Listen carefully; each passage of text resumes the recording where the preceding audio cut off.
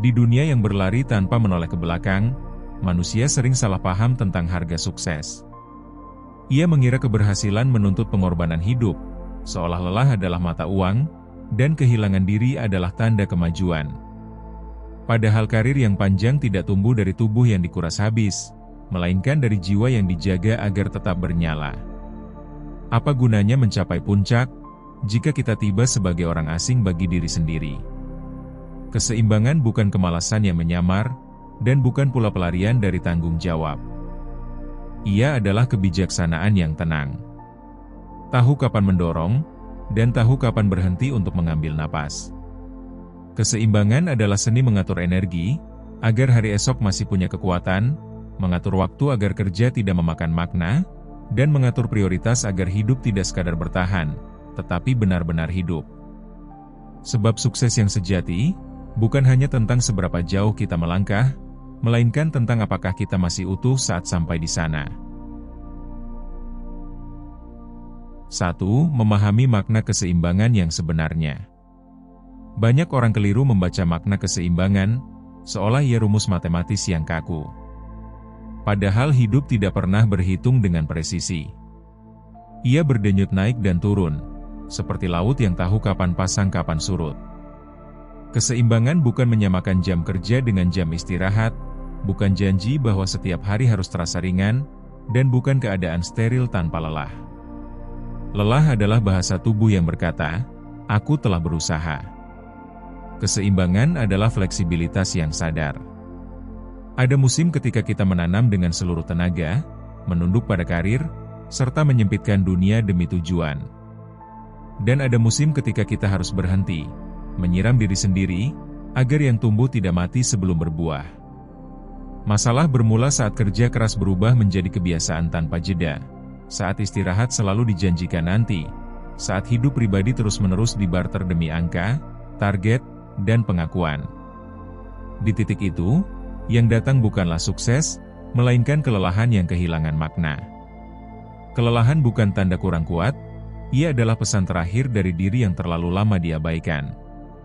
Sebab hidup bukan perlombaan tanpa garis akhir, melainkan perjalanan panjang yang menuntut kita tetap hadir, utuh, sadar, dan bernapas. 2. Menetapkan prioritas hidup secara jelas. Banyak orang bergerak tanpa henti, namun jarang berhenti untuk bertanya, kemana aku menuju? Kesibukan sering menyamar sebagai tujuan, padahal ia hanya gerak, bukan makna. Maka bertanyalah pada diri sendiri, bukan dengan suara keras, tetapi dengan kejujuran yang sunyi. Apa yang sungguh bernilai dalam hidupku? Untuk siapa keringat ini jatuh? Dan apa yang tak boleh lenyap meski karierku terus menanjak?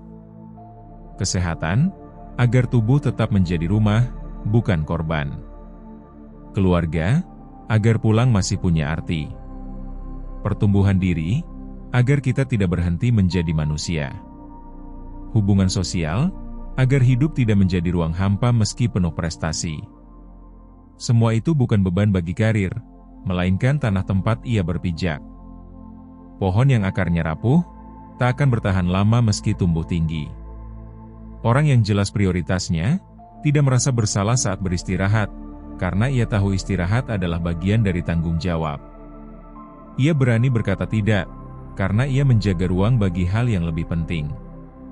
Dan saat bekerja ia hadir sepenuhnya, fokus, jernih, dan efektif.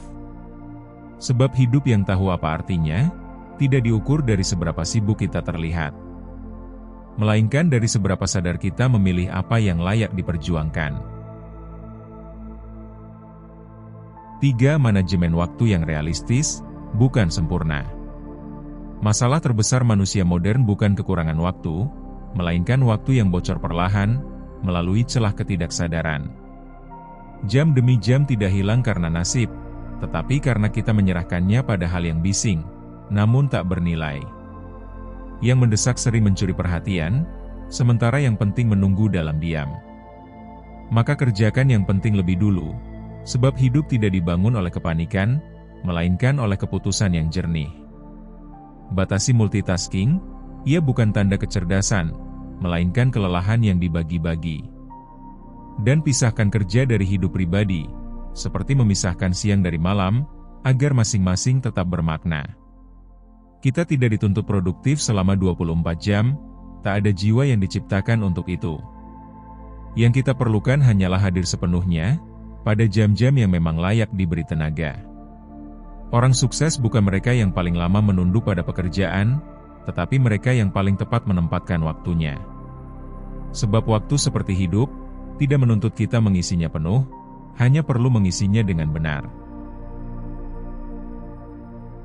4. Menjaga kesehatan fisik sebagai aset karir.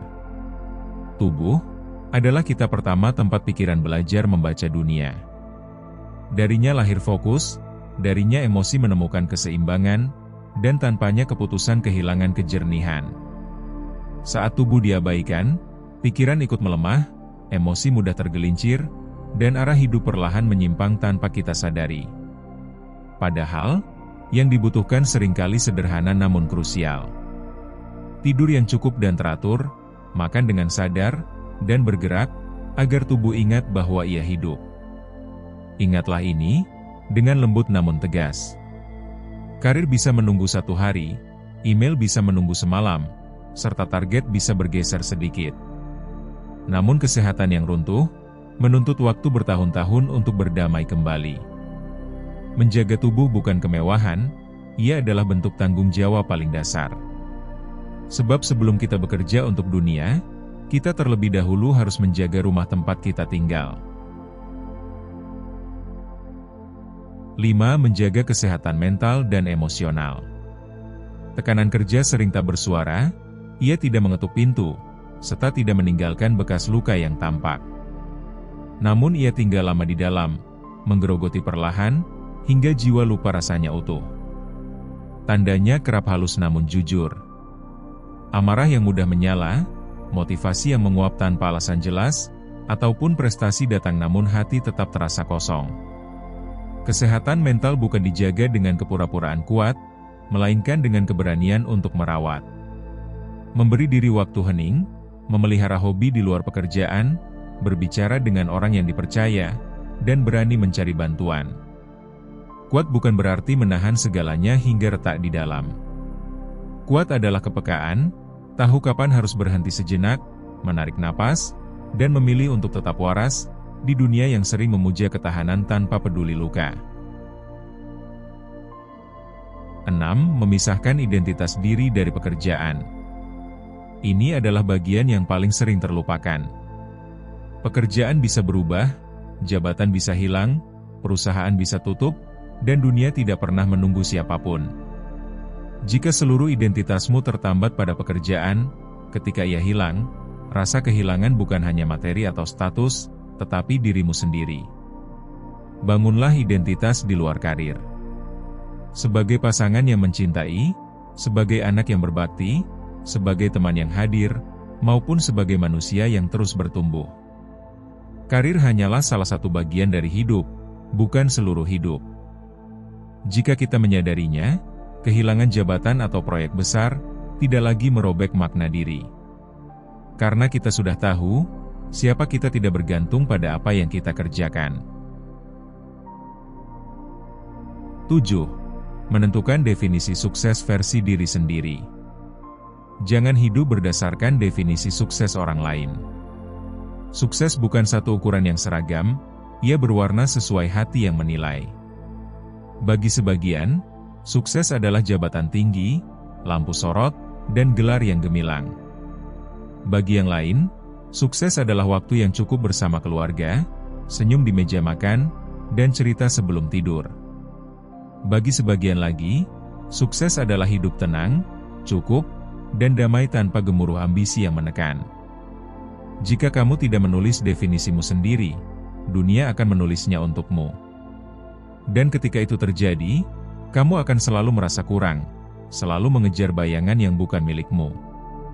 Sukses sejati lahir dari keberanian untuk berkata, "Ini adalah hidupku, dan inilah yang berarti bagiku." 8. Konsistensi kecil lebih penting dari perubahan besar. Keseimbangan bukan hadiah dari keputusan besar sesekali. melainkan buah dari kebiasaan kecil yang terus dijaga. Berhenti bekerja tepat waktu, walau hanya sekali, adalah cara tubuh dan pikiran berkata, "Aku masih di sini." Menolak satu hal yang tidak penting adalah latihan untuk menjaga energi dan arah. Memberi waktu untuk diri sendiri setiap hari adalah pengingat bahwa hidup bukan sekadar daftar tugas. Perubahan kecil yang konsisten lebih kuat daripada niat besar yang cepat memudar. Sebab keseimbangan sejati lahir dari kebiasaan yang lembut namun teguh. Bukan dari semangat sesaat yang membara dan padam.